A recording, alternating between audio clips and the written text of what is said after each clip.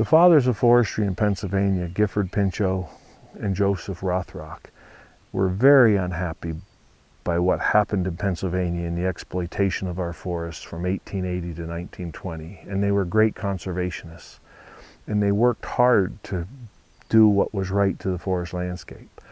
I don't believe they truly envisioned the forest that we have today.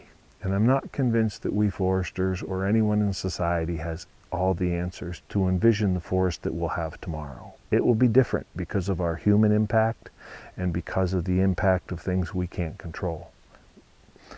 With that said, we have to manage the resource to the best that we possibly can so that we can provide generations behind us a forest that is viable and useful for them and for the animals that have little control on what happens there.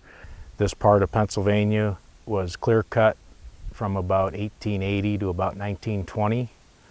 So we have a very even age forest. And that's one of the things that is affecting the overall forest health.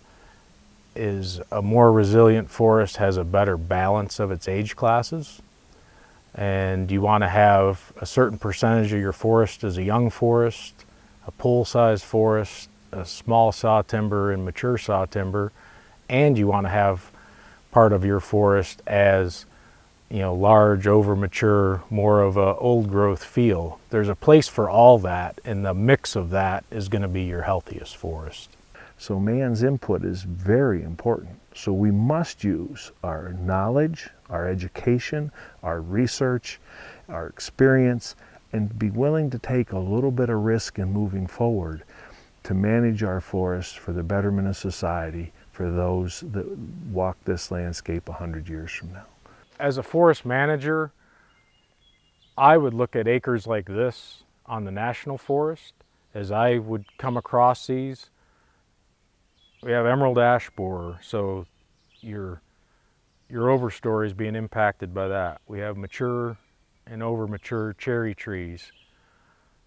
We need to start making a plan to regenerate acres like this. While we in the private sector have had the ability to manage the resource and create light situations and situations on the forest floor that are beneficial to wildlife, to the health of the forest, and an economic return to a relatively rural, impoverished area through forest products and jobs, our national forest has not done as much. Even though they cooperate with us, we have actually applied for separate deer management assistant program permits because we, on the private sector, can support more deer than what the Allegheny can because we manage more intensively and allow more opportunity for light to reach the forest floor for this desired regeneration to become established.